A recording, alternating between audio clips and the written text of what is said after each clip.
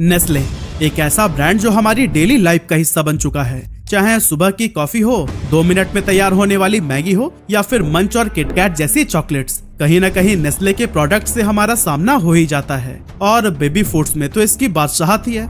लेकिन क्या आप जानते हैं कि नेस्ले के पास करीब 2000 ब्रांड्स के 10,000 से भी ज्यादा प्रोडक्ट्स हैं। मतलब कि हर एक को बताने बैठे ना तो शायद दिन ही खत्म हो जाए। पर क्या कभी आपने सोचा है कि इतनी बड़ी कंपनी पर लाखों मासूमों की मौत का इल्जाम भी है? वैसे तो ये ब्रांड दुनिया के हर कोने में मौजूद है, लेकिन इसकी कहानी इतने अप्स एंड डाउन से भरी पड़ी है ना कि आपको विश्वास ही नहीं होगा। पानी के लिए लोगों को तड़पाना, नई माओ को ऐसी सिचुएशन में डालना कि उनका ब्रेस्ट मिल्क ही बंद हो जाए, और फिर मैगी वाले पूरे कांड की कहानी तो शायद आपको पता ही होगी। तो चलिए स्टार्ट करते हैं नेस्ले कंपनी की उस कहानी को जो शुरू तो बहुत नेक काम के लिए किया गया था, लेकिन फिर ये ऐसे रास्तों पर भटक गया कि लोग इससे नफरत करने लगे और दोबारा प्यार भी।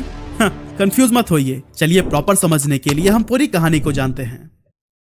तो दोस्तों, नेस्ले की स्टोरी स्टार्ट होती है आज से करीब 210 साल पहले 10 अगस्त 1814 को, जब जर्मनी के फ्रैंकफर्ट में हेनरी नेस्ले का जन्म हुआ था। उनके फादर एक साधारण से ग्लास मेकर थे और फैमिली की फाइनेंशियल कंडीशन भी कुछ खास अच्छी नहीं थी। इसीलिए बहुत छोटी उम्र में ही हेनरी ने तय कर लिया था कि वो अपने पिता और भाइयों की तरह फैमिली बिजनेस का हिस्सा न बनकर कुछ अलग करेंगे। जिसके बाद से वो जे स्टिन के अंडर काम करने लगे, जो कि फ्रैंकफर्ट में ही एक फार्मेसी चलाते थे। हेनरी ने वहाँ 4 सालों तक काम किया और इस दौरान उन्होंने कई तरह की फार्मास्यूटिकल और केमिकल नॉलेज हासिल की, जो कि आगे चलकर उनके काफी काम आई। फार्मेसी छोड़ने के बाद से हेनरी अपने कुछ अननोन पर्सनल रीजंस की वजह से जर्मनी को छोड़कर स्विट्जरलैंड में माइग्रेट कर गए, और इस नए देश में आकर हेनरी खाना खाने के बाद पी जाने वाली एक स्पेशल शराब बनाकर बेचने लगे। लेकिन इस लिकर को मार्केट में कोई खास पहचान नहीं मिल पाई। इसके बाद उन्होंने विनेगर्स, रम और फर्टिलाइजर्स भी बनाए, लेकिन उन बिजनेसेस के साथ भी वही हुआ जो कि इनके लिकर बिजनेस के साथ में हुआ था। उसी टाइम पीरियड में यूरोप के अंदर बच्चों की मृत्यु दर बहुत ज्यादा बढ़ गई थी, स्पेशली उन बच्चों में जिन्हें उनकी माँ ब्रेस्ट फीड नहीं करा पाती थी, और ऐसे बच्चे कुपोषण का शिकार हो जाते थे।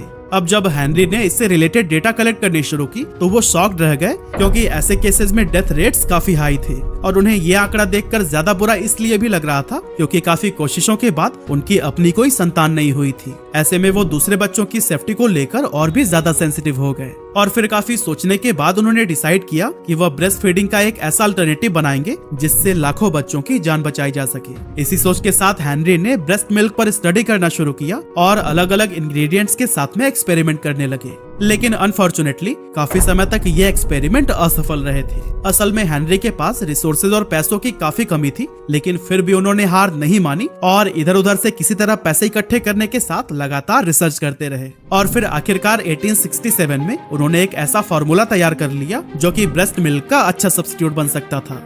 हेनरी ने इस फार्मूला को गाय का दूध, आटा और चीनी जैसी चीजों को एक साथ मिलाकर बनाया था। उन्होंने अपने दोस्त जिन बाल्थासर, जो कि ह्यूमन न्यूट्रिशन के साइंटिस्ट थे, उनके साथ मिलकर व्हीट फ्लोर से एसिड और स्टार्च को हटा दिया ताकि बच्चे इसे आसानी से डाइजेस्ट कर सके। इस फार्मूला को फेरिन लैक्टे का नाम दिया गया और इसे बेचने के लिए उन्होंने नेस्ले नाम की एक कंपनी बनाई। अब दोस्तों, सबसे बड़ा चैलेंज था कि इसे बेचा कैसे जाए, क्योंकि एक तो ये कंपनी नहीं थी, ऊपर से जर्मनी के फेमस साइंटिस्ट जस्टिन वॉन ने भी कुछ समय पहले एक ऐसा ही बेबी फार्मूला बनाया था जिसमें एसेंशियल न्यूट्रिएंट्स की कमी थी, और इस वजह से लोग उसे डेडली सूप फॉर बेबीज कहने लगे थे। बेबी फार्मूला को लेकर मार्केट में डर का माहौल था, जो कि नेस्ले की परेशानियां बढ़ाता ही जा रहा था। लेकिन फिर अचानक एक दिन कुछ ऐसा हुआ कि कंपनी की किस्मत ही बदल गई।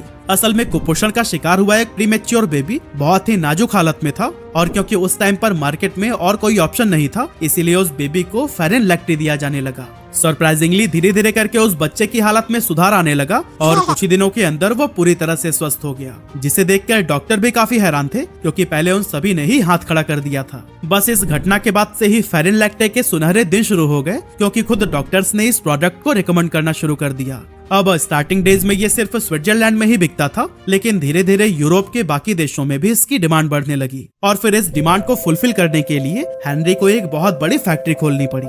अब कुछ टाइम के बाद हेनरी ने देखा कि लोगों के लिए ताजे दूध को लंबे समय तक सेफ रखना एक बहुत बड़ा सिरदर्द बन गया था, क्योंकि उस टाइम पर रेफ्रिजरेटर का आविष्कार नहीं हुआ था। ऐसे में दूध बहुत जल्दी फट जाता था। और फिर इस प्रॉब्लम को ध्यान में रखते हुए नेस्ले ने कंडेंस्ड मिल्क बनाया, जिसमें दूध को एक फिक्स टेम्परेचर पर हीट करके गाढ़ा किया जाता है ताकि उसके अंदर मौजूद पानी जल जाए। इसके बाद उसमें शुगर मिलाकर इसे प्रिजर्व किया जाता है, जिससे कि ये लंबे समय तक खराब नहीं होता था। हेनरी का ये इनोवेशन न सिर्फ लोगों के इस प्रॉब्लम का सलूशन बना, बल्कि इसने नेस्ले की पॉपुलैरिटी को और भी ज्यादा बढ़ा दिया। और इस तरह से कुछ ही सालों में हेनरी एक फेल्ड बिजनेसमैन से स्विट्जरलैंड के one of the richest person बन गए। लेकिन इस टाइम तक हेनरी बहुत बूढ़े हो चुके थे, और क्योंकि उनका अपना कोई वारिस भी नहीं था, इसीलिए 1875 में उन्होंने ये कंपनी अपने 3 एसोसिएट्स को बेच दी, जो कि स्विट्जरलैंड के लोकल बिजनेसमैन थे। अब दोस्तों, हेनरी नेस्ले ने अपनी कंपनी की शुरुआत बच्चों के लिए न्यूट्रिशन और लाइफ सेविंग प्रोडक्ट बनाने के इरादे से की थी, लेकिन जब कंपनी नए मालिकों के हाथ में गई तो फिर इसका स्ट्रेटेजिक फोकस बदल गया। नए ओनर्स का लक्ष्य था कंपनी का ज्यादा से ज्यादा एक्सपेंशन और डाइवर्सिफिकेशन, जिस वजह से नेस्ले का मेन पर्पस सिर्फ बच्चों की न्यूट्रिशन तक सीमित न रहकर एक प्रॉफिट ड्रिवन कंपनी में बदल गया।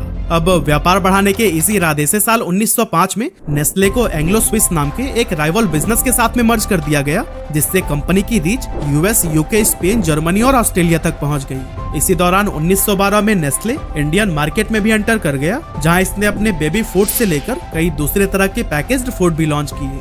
अब कंपनी एक तरफ काफी तेजी से ग्लोबल मार्केट में अपने पैर जमाने की कोशिश कर रहा था, लेकिन वहीं दूसरी तरफ वर्ल्ड वॉर 1 भी शुरू हो चुका था। इस युद्ध की वजह से यूरोप में फ्रेश मिल्क की भारी कमी होने लगी और लोग तेजी से कंडेंस्ड मिल्क पर डिपेंडेंट होने लगे। ऐसे में कई देशों की सरकारों ने अपने सैनिकों के लिए नेस्ले से बड़े पैमाने पर कंडेंस्ड मिल्क की डिमांड करनी शुरू कर दी। हालांकि नेस्ले के सामने भी सेम वही समस्या थी जो कि आम जनता को झेलनी पड़ रही थी, मतलब कि फ्रेश मिल्क मिल ही नहीं रहा था। और फिर इस प्रॉब्लम को सॉल्व करने के लिए ही नेस्ले ने अमेरिका में कई सारी फैक्ट्रीज खरीदी, ताकि वहां अवेलेबल फ्रेश मिल्क से कंडेंस्ड मिल्क का प्रोडक्शन किया जा सके। इस तरह से कंपनी का प्रोडक्शन कुछ ही समय में 2 गुना हो गया और युद्ध के दौरान नेस्ले ने बहुत पैसा कमाया। लेकिन जब युद्ध खत्म हुआ तो फिर मार्केट में फ्रेश मिल्क फिर से मिलने लगा, जिसकी वजह से नेस्ले की मुसीबतें बढ़ गईं, क्योंकि ओवर प्रोडक्शन होने के चलते कंपनी कर्ज में डूबने लगी थी। इस फाइनेंशियल क्राइसिस से बाहर आने के लिए नेस्ले ने अपनी प्रोडक्ट लाइनअप को डाइवर्सिफाई करना शुरू किया। फॉर एग्जाम्पल 1920s में कंपनी ने कई तरह के चॉकलेट्स और पाउडर बेवरेजेस को इंट्रोड्यूस किया। हालांकि नेस्ले को असली सफलता तो तब मिली जब उसने 1930s में नेस्कैफे को लॉन्च किया, जो कि एक इंस्टेंट कॉफी पाउडर था। असल में नेस्कैफे के आने से पहले कॉफी बनाना बहुत झंझट भरा काम हुआ करता था। पहले बीन्स को रोस्ट करो, फिर उसे ग्राइंड करो, ब्रू करो और तब जाकर 1 कप कॉफी नसीब होती थी। लेकिन नेस्कैफे की सबसे बड़ी खासियत यही थी कि इससे कॉफी बनाना बहुत आसान हो गया। सिर्फ इसे पानी या दूध में मिक्स करिए और फिर कॉफी तैयार हो गया। नेस्कैफे ने दुनिया में न केवल कॉफी पीने के तरीके को बदला, बल्कि ये इतना पॉपुलर हुआ कि इसने नेस्ले की डूबती हुई फाइनेंशियल कंडीशन को स्टेबलाइज करने में भी काफी मदद की। कंडेंस्ड मिल्क की तरह ही दूसरे वर्ल्ड वॉर के दौरान नेस्कैफे की डिमांड भी बहुत ज्यादा बढ़ गई, क्योंकि ये कॉफी न सिर्फ जल्दी तैयार हो जाती थी, बल्कि मुश्किल हालातों में सोल्जर्स की एनर्जी को भी बूस्ट करती थी। इसी वजह से दूसरे वर्ल्ड वॉर के दौरान यानी 1938 से 1945 के बीच में नेस्ले की टोटल सेल्स इंक्रीज होकर $125 मिलियन तक पहुंच गई थी, और ये नंबर उस टाइम पर बहुत ज्यादा बड़ा होता था। अब एक तरफ ग्लोबल लेवल पर तो नेस्ले खूब कमाल दिखा रहा था, लेकिन दूसरी तरफ इंडियन मार्केट में उसके लिए सरवाइव करना भी मुश्किल हो गया था। एक्चुअली नेस्ले ने सबसे पहले इंडिया में मिल्क प्रोडक्ट्स और बेबी फूड आइटम्स को लॉन्च किया था, लेकिन उस समय ज्यादातर लोग ताजे दूध और होममेड फूड्स पर निर्भर थे। पैकेज्ड और प्रोसेस्ड फूड का चलन यहाँ ना के बराबर था। ऐसे में नेस्ले के लिए इंडिया में अपना प्रोडक्ट बेचना बहुत बड़ा चैलेंज बन गया।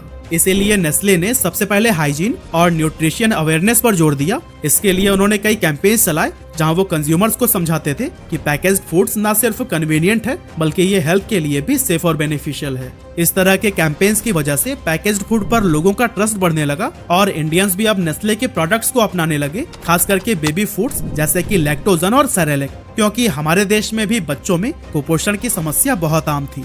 अब 1970s में एक तरफ तो नेस्ले फ्रोजन फूड, फार्मास्यूटिकल और कॉस्मेटिक जैसे फील्ड में डाइवर्सिफाई कर रहा था, पर इसी दौरान कंपनी ने लालच में आकर ऐसा काम कर दिया जिससे कि लाखों बच्चों की जान खतरे में पड़ गई। एक्चुअली हुआ ये कि जैसे मेडिकल साइंस एडवांस हुआ, तब कई सारे स्टडीज में ये साबित हो गया कि बच्चों के लिए माँ के ब्रेस्ट मिल्क से ज्यादा हेल्दी कुछ भी नहीं होता। अब नेस्ले का बेबी फार्मूला भले ही ब्रेस्ट मिल्क का एक अच्छा अल्टरनेटिव था, लेकिन फिर भी लोगों के एजुकेट होने के साथ इसकी डिमांड कम होने लगी और बेबी फार्मूला से आने वाला रेवेन्यू भी काफी कम हो गया। इससे परेशान होकर नेस्ले ने सोचा कि क्यों ना कुछ ऐसा किया जाए कि उनके बेबी फार्मूला को वो लोग भी खरीदने लगे जो कि प्रॉपर ब्रेस्ट फीड करा सकते थे। इसके लिए उन्होंने अपने प्रोडक्ट को कुछ ऐसे एडवर्टाइज करना शुरू कर दिया कि उनका ये फार्मूला बच्चों के लिए माँ के दूध से भी ज्यादा बेहतर है। खैर, इनका ये स्कैंडल सिर्फ एडवर्टाइजमेंट तक ही नहीं रुका, बल्कि ये डॉक्टर्स को भी पैसे देने लगे ताकि वो माओ को बता सके कि नेस्ले का बेबी फार्मूला ब्रेस्ट मिल्क से ज्यादा फायदेमंद और सेफ है। इस तरह के मैनिपुलेशंस की वजह से वो माएँ जो कि अपना दूध पिला सकती थी वो भी बेबी फार्मूला पर स्विच करने लगी, जिसके चलते बच्चों में इन्फेक्शंस का रिस्क बहुत ज्यादा बढ़ गया। और दोस्तों पता है, नेस्ले यहीं पर नहीं रुका, बल्कि इस स्ट्रैटेजी को एक कदम और आगे बढ़ाते हुए इसने अफ्रीका और एशिया में भी बड़े लेवल पर कैंपेन शुरू कर दिए। इसके लिए इन्होंने सेल्स वुमन को नर्सेस की तरह ड्रेसअप किया, जो कि हॉस्पिटल्स के अंदर मैटरनिटी वार्ड्स में माओ से मिलती और उन्हें ब्रेस्ट फीडिंग छोड़कर नेस्ले का फार्मूला इस्तेमाल करने के लिए कन्विंस करती थी। इन सेल्स वुमन्स को कमीशन पर रखा गया था, यानी कि जितना ज्यादा फार्मूला वो बेचेंगी उतना ही ज्यादा पैसे कमाएंगी, और इसी वजह से वो बहुत ही एग्रेसिवली इस फार्मूला को सेल करने लगी। नेस्ले ने इन फेक नर्सेस को कुछ सैंपल्स भी दे रखे थे, जिसे कि वो नई माओं को फ्री में ही दे दिया करती थी। ऐसे में जब तक वो सैंपल खत्म होता था तब तक माँ का दूध नेचुरली प्रोड्यूस होना ही बंद हो जाता था। ऐसे में उनके पास नेस्ले का महंगा प्रोडक्ट खरीदने के अलावा और कोई दूसरा ऑप्शन नहीं बचता था। नेस्ले के इस धोखे का सबसे बड़ा नुकसान उन देशों में देखने को मिला जहां पीने के लिए साफ पानी अवेलेबल नहीं था, क्योंकि वहां के लोग गंदे पानी में ही बेबी फार्मूला मिक्स करके बच्चों को देने लगे थे। इसीलिए बच्चों में डायरिया और कई तरह की बीमारियां फैल गई। इसके अलावा कुछ लोग जो गरीब परिवार से थे और बेबी फार्मूला अफोर्ड नहीं कर पाते थे, वो फार्मूला पाउडर को पतला करके इस्तेमाल करने लगे, जिससे कि बच्चों को पर्याप्त न्यूट्रिशन नहीं मिल पाता था और वो कुपोषण का शिकार हो जाते थे। यानी कि जिस समस्या को खत्म करने के लिए हेनरी नेस्ले ने इस कंपनी की शुरुआत की थी, आज वही कंपनी इस समस्या के होने का सबसे बड़ा रीजन बन गई। ऐसा अनुमान लगाया जाता है कि नेस्ले की उन झूठी फार्मूला मार्केटिंग प्रैक्टिसेस की वजह से लाखों बच्चों ने अपनी जान गंवाई थी, और ये सिलसिला शायद आज भी जारी रहता अगर 1973 में न्यू इंटरनेशनलिस्ट नाम की एक मैगजीन नेस्ले की इस घिनौनी मार्केटिंग स्ट्रैटेजी का पर्दाफाश नहीं करती। इसके अलावा 1974 में British NGO war on want ने एक बुकलेट पब्लिश की थी जिसका नाम था द बेबी किलर। इस बुकलेट ने डेवलपिंग कंट्रीज में नेस्ले के बेबी फार्मूला की मार्केटिंग प्रैक्टिसेस के ऊपर गंभीर आरोप लगाए थे, जिसमें बताया गया था कि नेस्ले ने जानबूझकर ऐसे हालात पैदा किए कि लोग ब्रेस्ट फीडिंग से दूर होने लगे। इसके कुछ समय के बाद से द बेबी किलर का जर्मन ट्रांसलेशन किया गया और इसे नेस्ले किल्स बेबीज के नाम से पब्लिश किया गया, जिससे कि कंपनी के खिलाफ लोगों में काफी आक्रोश पैदा हो गया। इसके जवाब में नेस्ले ने पब्लिशर्स पर स्विट्जरलैंड में मानहानि का मुकदमा दायर कर दिया और 2 सालों तक केस लड़ने के बाद अदालत ने नेस्ले के पक्ष में फैसला सुनाते हुए उसे कानूनी तौर पर क्रिमिनल रिस्पॉन्सिबिलिटी से बरी कर दिया। लेकिन अजीब बात तो यह है कि अदालत ने उन पब्लिशर्स पर 300 स्विस फ्रैंक्स यानी कि लगभग $400 का जुर्माना लगाया जिन्होंने नेस्ले के खिलाफ लिखा था। हालांकि नेस्ले ने कानूनी जीत तो हासिल कर ली थी, लेकिन मुकदमे और विवाद के चलते उनकी ग्लोबल रेप्यूटेशन को गहरा धक्का लगा था। नेस्ले के अनएथिकल मार्केटिंग टैक्टिक्स के खिलाफ काफी प्रोटेस्ट हुए और कई देशों में इसके प्रोडक्ट को बाइकआउट किया जाने लगा। इस कंट्रोवर्सी के बाद से नेस्ले को अपनी इमेज सुधारने के लिए कई सारे इंपॉर्टेंट स्टेप्स लेने पड़े। इसने ग्लोबल लेवल पर कई प्रोजेक्ट शुरू किए जिसमें साफ पानी और बेहतर हेल्थ सर्विस को प्रमोट किया गया। इन कदम के जरिए नेस्ले ने ये संदेश देने की कोशिश की कि वो न सिर्फ मुनाफा कमाने के लिए बल्कि सामाजिक जिम्मेदारियां निभाने के लिए भी काम कर रहे हैं। इसके साथ ही नेस्ले ने WHO के द्वारा जारी international code of marketing of breast milk substitutes का पालन करने का भी संकल्प लिया और इस कोड के तहत कंपनी को ये बताना जरूरी था कि ब्रेस्ट मिल्क बच्चों के लिए सबसे अच्छा है और इसे फार्मूला मिल्क से बेहतर समझा जाए।